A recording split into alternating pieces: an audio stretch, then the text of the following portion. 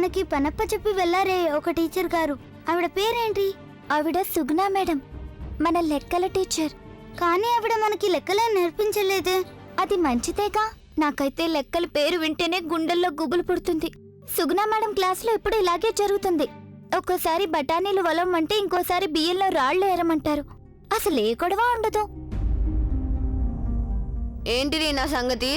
ఇవాళ చదివేం చెప్పలేదు కదా, అందుకే వితంతు గారు బాధపడుతున్నారా? నా పేరు వితంతు కాదు, గంగా.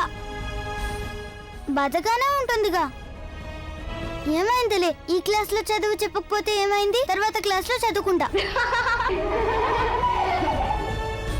నువ్వే చూస్తావుగా, ఏం జరుగుతుందో తెలుస్తుంది. అసలు అలా అంటుందేంటి అమ్మాయి?